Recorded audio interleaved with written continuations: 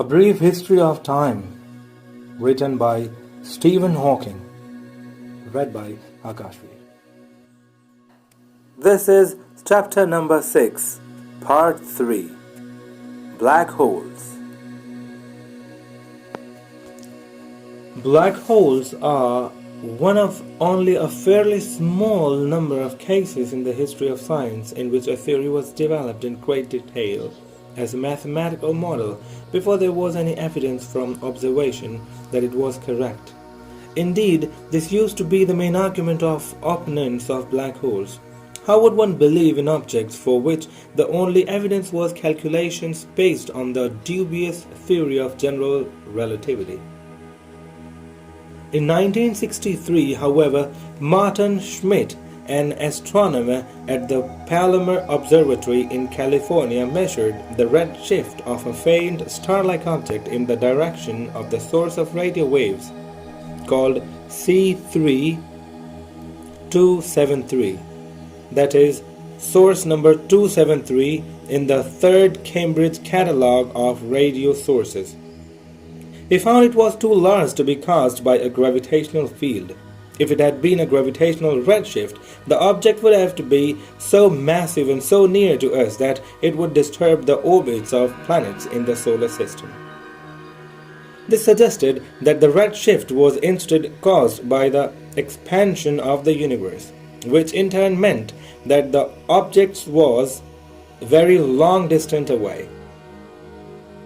And to be visible at such a great distance, the object must be very bright.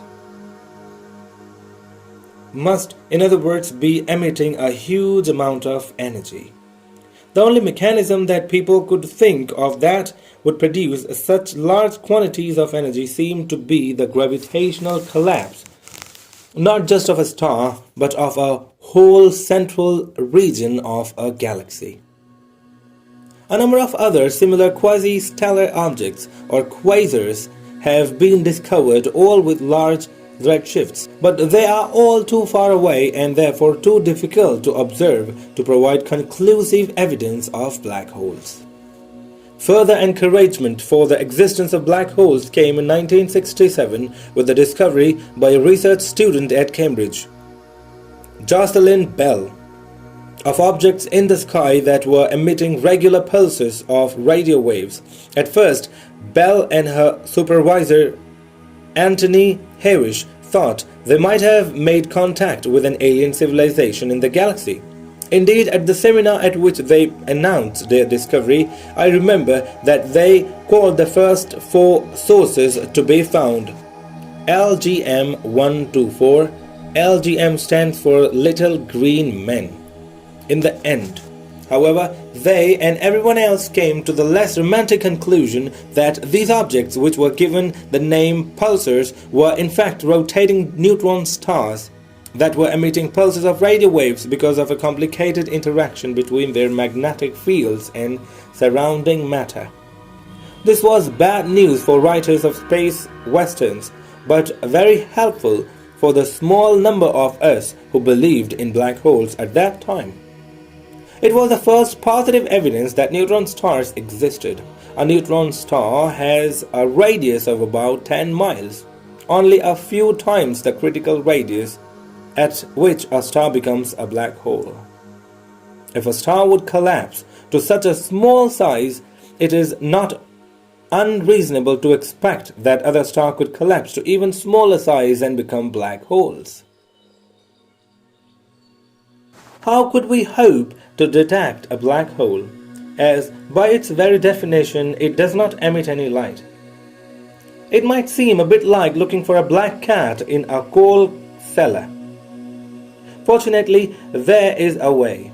As John Michell pointed out in his pioneering paper in 1783, a black hole still exerts a gravitational force on nearby objects. Astronomers have observed many systems in which 2 stars orbit around each other, attracted towards each other by gravity. They also observed systems in which there is only one visible star that is orbiting around some unseen companions. One cannot, of course, immediately conclude that the companion is a black hole. It might merely be a star that is too faint to be seen. However, some of these systems, like the one called Cygnus X1, are also strong sources of X-rays. The best explanation for this phenomenon is that matter has been blown off the surface of the visible star.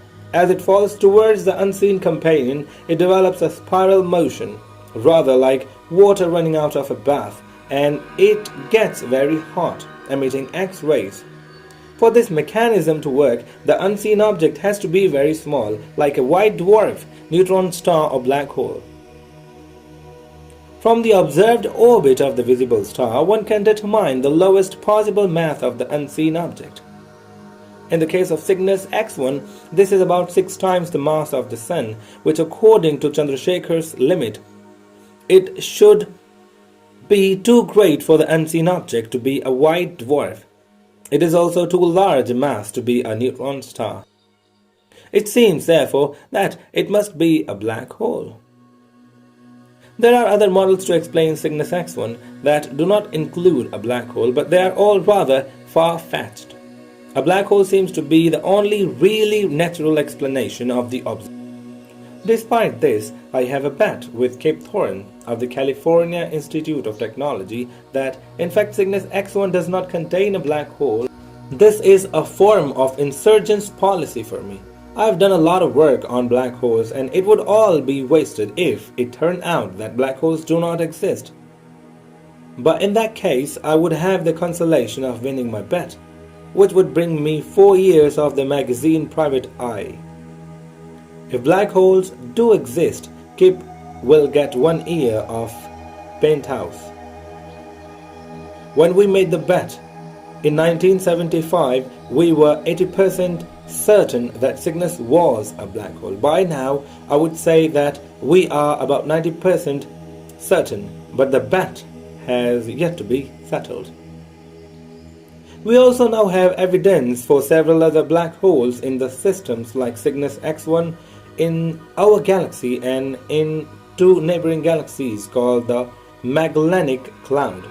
The number of the black holes, however, is almost certainly very much higher in the long history of the universe. Many stars must have burned all their nuclear fuel and have had to collapse. The number of black holes may well be greater even than the number of visible stars, which total about 100,000 millions in our galaxy alone. The extra gravitational attraction of such a large number of black holes could explain why our galaxy rotates at the rate that it does. The mass of the visible stars is insufficient to account for this. We also have some evidence that there is a much larger black hole with a mass of about 100,000 times that of the Sun at the center of our galaxy. Stars in the galaxy that come too near this black hole will be torn apart by the difference in the gravitational forces on their near and far sides. Their remains and gas that is thrown off other stars will fall into the black holes. As in case of Cygnus X1, the gas will spiral inwards and will heat up, though not as much as the case. It will not get hot enough to emit X-rays, but it could account for the very compact source of radio waves and infrared rays that is observed at the galactic center. It is thought that similar but even larger black holes with masses of about 100 million times the mass of the Sun occur at the center of quasars. Matter falling into such a supermassive black holes would provide the only source of power great enough to explain the enormous amount of energy that these objects are emitting. As the matter spirals into the black holes, it would make the black hole rotate in the same direction, causing it to develop a magnetic field rather like that of the Earth. Very high energy particles would be generated near the black holes by the infalling matter.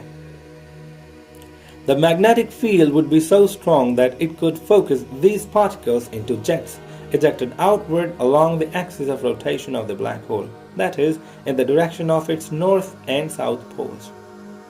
Such jets are indeed observed in a number of galaxies and quasars. One can also consider the possibility that there might be black holes with masses much less than that of the Sun. Such black holes could not be formed by gravitational collapse because their masses are below the Chandrasekhar mass limit. Stars of this low mass can support themselves against the force of gravity even when they have exhausted their nuclear fuel. Low-mass black holes could form only if matter was collapsed to enormous densities by very large external pressure.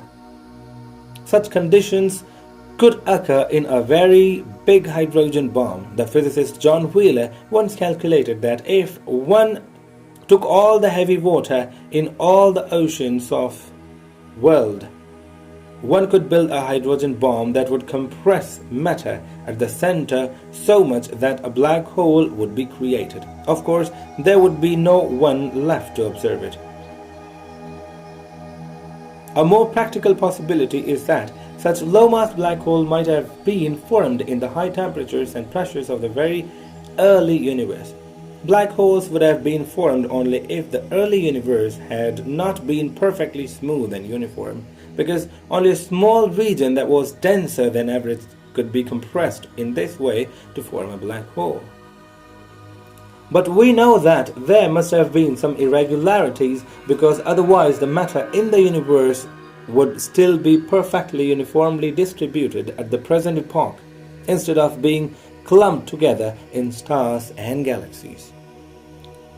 Whether the irregularities required to account for stars and galaxies would have led to the formation of a significant number of primordial black holes clearly depends on the details of the conditions in the early universes.